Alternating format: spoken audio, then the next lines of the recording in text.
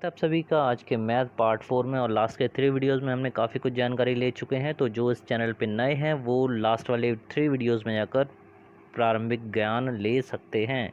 ठीक है, तो आज की नॉलेज क्या है, आज के ज्ञान में हम लोगों को क्या पढ़ना। तो स्टार्टिंग करते हैं सम संख्याओं से। सम संख्याएं कौन सी होती हैं? इवन नंबर्स इनको कहते हैं। तो 4, 8, 12, 64 जैसे आप सामने देख पा रहे हैं। तो ये सभी नंबर जो 2 से पूरी तरह से डिविजिबल हो, पूरी तरह से विभाजित हो जाएं या उनका पूरा पूरा उसमें भाग चला जाए। जैसे 4 को लेते हैं, 4 में 2 का भाग लग जाएगा पूरा पूरा, पूरी तरह से डिवाइड होता है। 2 2 ज़ा 4। 8 को चेक करें, 8 में भी पूरी तरह से भाग दे सकते हैं। 2 4 ज़ा 8। 64 को चेक कर लीजिए, 64 में 2 का पूरा पूरा भाग चला है। 2 3 ज़ा 6 और 2 4 ज़ा 2 2 ज़ा 4। तो इस तरह से हमने देखा कि वे सभी संख्याएं जो 2 से डिविजिबल हैं। 128 का एग्जाम्पल और ले सकते हैं। तो ये सभी एग्जाम्पल हैं जो पूरी तरह से 2 से डिविजिबल हैं, पूरी तरह से कट सकते हैं। तो ये सभी संख्याएं आपकी कहलाएंगी इवन नंबर्स। ऑड नंबर्स पर अगर फोकस करें तो ऑड में सिर्फ यही इंडिकेशन आपके लिए कि वे संख्याएं जो 2 से डिवाइड ना हों, जिनमें पूरी तरह से 2 का भाग ना जाए, वो सभी संख्याएं आपकी ऑड संख्याएं या विषम नंबर कहलाएंगे। ओके, तो सबसे छोटा आपका 1 3 5 7 27 31 29।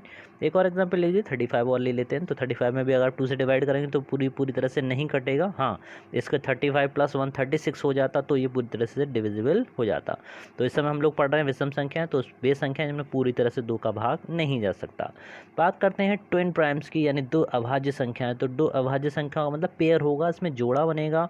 2 संख्याएं ऐसी जो पूरी तरह से ऑड हैं, जैसे 3 और 5, लेकिन इसमें एक प्रॉपर्टी और होती है, एक गुण और होगा कि इनमें जो डिफरेंस होगा वो केवल 2 का है। यानी 5 में से अगर 3 को घटाओगे तो केवल 2 बच रहा है। 9 में से 7 को माइनस कीजिए तब भी 2 बचेगा। 13 में से 11 को माइनस कीजिए तब भी 2 बचेगा। ओके, तो ऐसे एग्जाम्पल जहाँ पर भी आपको दिखाई दें वे आपके 2 अभाज्य ट्विन पेयर्स कहलाएंगे। आइए नेक्स्ट बात करते हैं हम को प्राइम्स के बारे में। को प्राइम्स को हम बोलते हैं सह अभाज्य। सह अभाज्य संख्याओं में क्या कंडीशन है, क्या प्रॉपर्टी है, आइए जानते हैं। तो इसमें सबसे ज़्यादा प्रॉपर्टी होगी, इनमें एक के अतिरिक्त उसका कोई अन्य गुणनखंड समान नहीं होता। जैसे आप मान के चलें, इसको हम क्या कहते हैं, को प्राइम्स। ठीक है, एक नाम और ध्यान कर लीजिए, इन्हें बोलेंगे को प्राइम्स। तो को प्राइम में हमने जाना 2 या 2 से ज़्यादा संख्याएं जिनका एक के अतिरिक्त अन्य कोई गुणनखंड नहीं है। जैसे आप कर लेंगे 4 और आपका 9। जैसे और एग्जाम्पल हो सकता है आपका 6 और 49। ठीक है, इस तरह से इसके काफ़ी सारे एग्जाम्पल हो सकते हैं। आगे हम बात करते हैं अंकगणित के कुछ मूलाधार यानी फंडामेंटल अर्थमेटिक ऑपरेशंस के बारे में। आइए अब देखते हैं गणित के मूल आधार। और गणित के मूल आधार ये फंडामेंटल अर्थमेटिक ऑपरेशन में, जिसमें हम सबसे पहले आप सभी जानते हो आता है जोड़ना। इसको हम कहते हैं एडिशन। ठीक है, तो जोड़ना। सेकंड आपका आता है घटाना या बोलते हैं सब्सट्रैक्शन।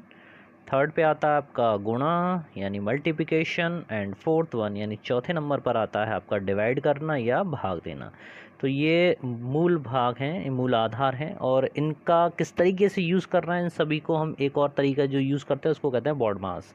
ओके, तो बॉड मास में जो पहला बी शब्द है इसको हम लिख लेते हैं। तो ये बॉड मास आपका किसी भी क्रम को यानी सरलीकरण यानी सिंप्लीफिकेशन करने के लिए आपको यूज़ करना होता है बॉड मास का। तो हर एक जो भी अक्षर यहाँ लिखा जा रहा है, हर एक लेटर जो है वहाँ पर इंडिकेट कर रहा है उसके ऑपरेशन को। ठीक है, तो यहाँ पे बी से आपका बनता है ब्रैकेट। ब्रैकेट मतलब कोष्ठक। अभी कोष्ठक जो होते हैं यानी ब्रैकेट इसको बोलते हैं।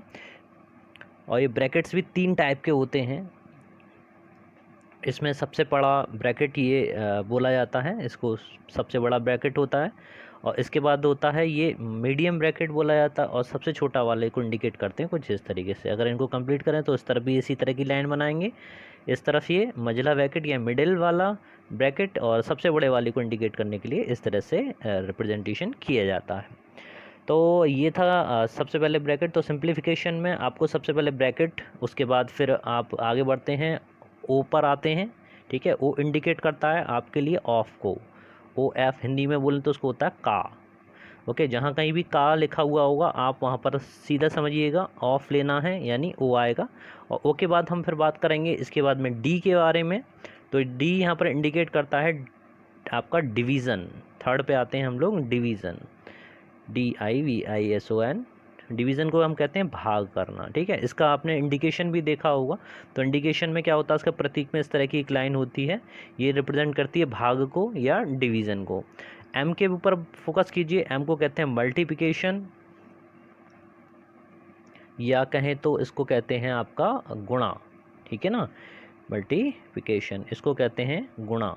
और गुणे का जो सिंबल है वो प्लस की तरह होता है, लेकिन थोड़ा सा अलग यूँ होता है, ठीक है। प्लस का चिन्ह भी हम बताएंगे, प्लस को किस तरीके से रिप्रेजेंट करते हैं। ठीक इसी तरह से आप दिखाएंगे ए से एडिशन को, तो देखिएगा ऊपर सभी लोग मिलाते चलें कि हम हर एक अक्षर को उसके नाम से रिप्रेजेंट कर रहे हैं, तो इसको कहते हैं जोड़ना, ऐड करना, प्लस करना, ठीक है। तो इसके अलग अलग नाम हैं, तो सिर्फ सिंबल का अर्थ ये जिसको आप अभी इस तरीके से बना रहे थे उसको सिर्फ इस तरीके से इंडिकेट करते हैं।